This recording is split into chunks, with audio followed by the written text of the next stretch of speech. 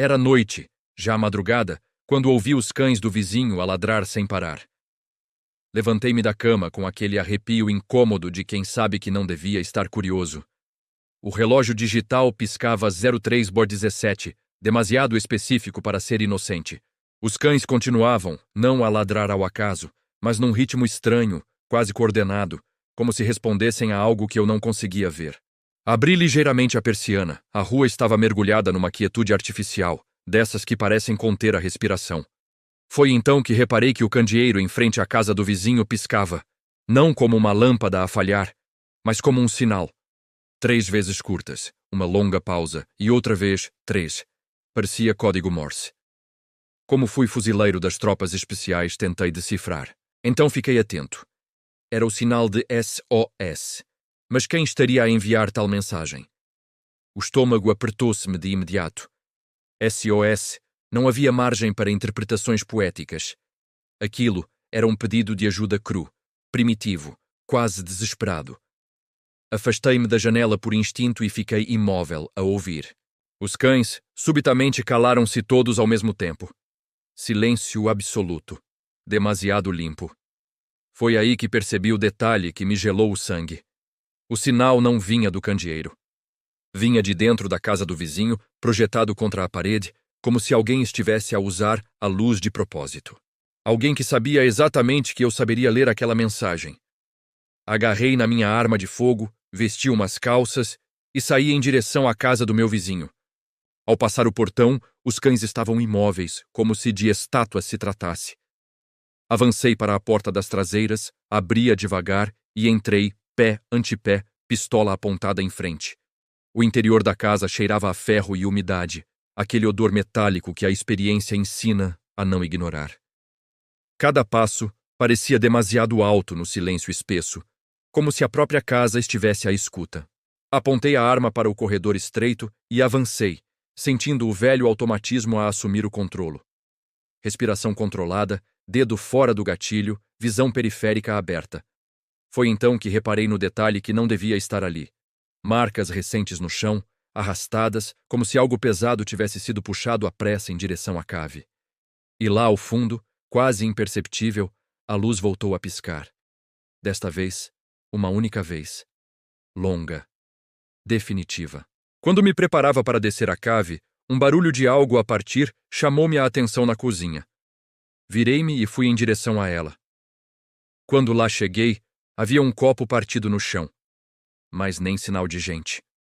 Ouvi então outro barulho de algo a cair, mas desta vez vindo do andar de cima.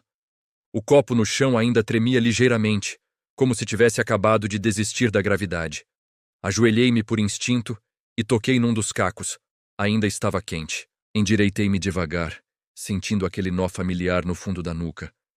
Alguém estava ali comigo. E não estava a fugir. Estava a conduzir-me. O barulho no andar de cima repetiu-se. Mais seco, mais deliberado. Madeira a ranger, um objeto empurrado sem pressa. Apontei a pistola para as escadas e subi um degrau de cada vez, contando mentalmente, como nos velhos tempos.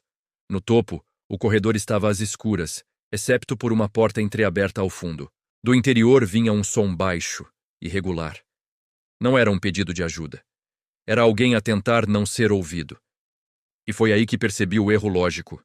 Quem envia um SOS quer ser encontrado. Quem se esconde tem outro plano.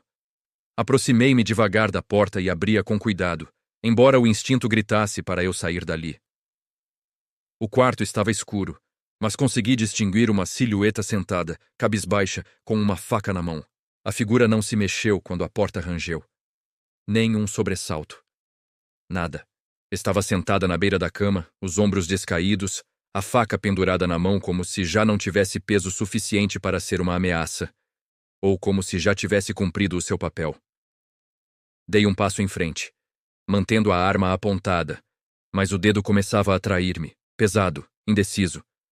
A luz do candeeiro da rua voltou a piscar e entrou pelo quarto por uma fração de segundo, o suficiente para eu ver o rosto.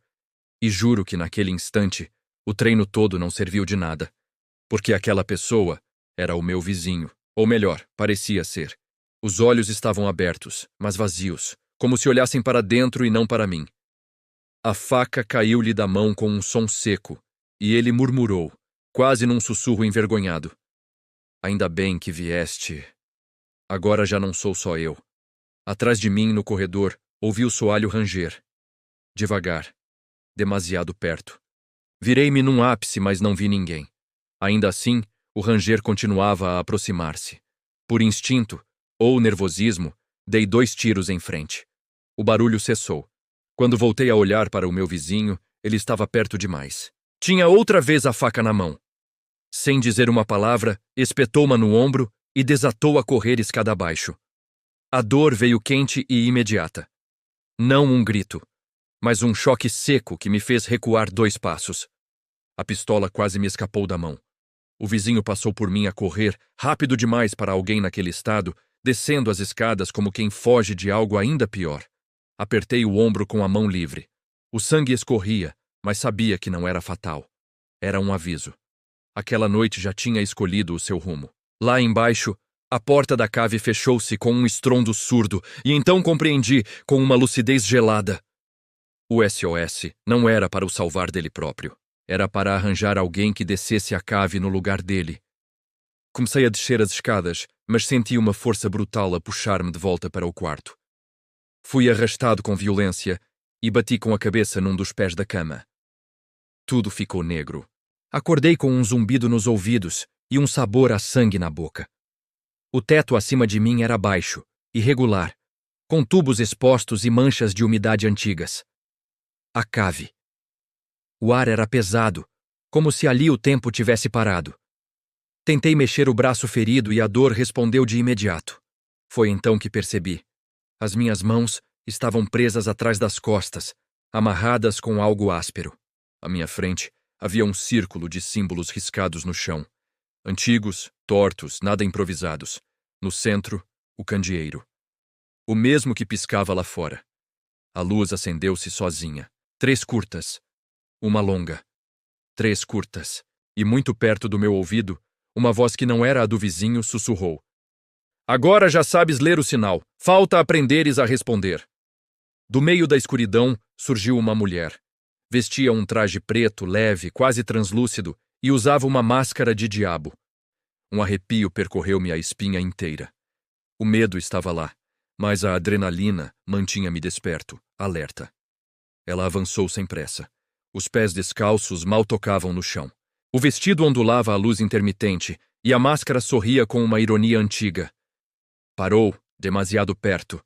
O perfume era doce, enjoativo, como flores esquecidas num quarto fechado. Ainda sentes o medo, disse ela, com uma voz calma, quase carinhosa. Isso é bom. Os que já não sentem nada duram pouco. Notei então que, por trás da máscara, os olhos não piscavam. E as sombras atrás dela moviam-se com atraso, como se aprendessem a imitá-la. Ela tocou no símbolo do chão. O círculo pulsou. O teu vizinho falhou, disse. Mas tu ainda és interessante. Disciplina, culpa, memórias que não dormem. A corda apertou-se sozinha nos meus pulsos. Vais resistir, murmurou. Ou vais querer saber o que acontece quando alguém responde ao SOS? Ela retirou a máscara e começou a dançar. Não era sensual. Era provocadora, estranha, quase animal. O feitiço fazia efeito. O sangue fervia-me nas veias, o coração batia como um tambor de guerra. Quando começou a falar em latim, percebi que a coisa tinha ficado séria. As palavras ecoavam como correntes a arranhar o ar. O chão tremia, as sombras ganhavam forma, e compreendi. Não era a dança que a alimentava, era a minha reação, o medo, a adrenalina, o desejo. Ela aproximou-se e sentou-se no meu colo. Murmurou algo incompreensível, passou os dedos pelo meu cabelo e, sem aviso, beijou-me. No mesmo instante, os cães do vizinho começaram a ladrar outra vez. Acordei sobressaltado. O quarto estava escuro. Olhei para o relógio da mesa de cabeceira. 03:17 da manhã. Se esta história te ficou presa na cabeça, sabes o que fazer.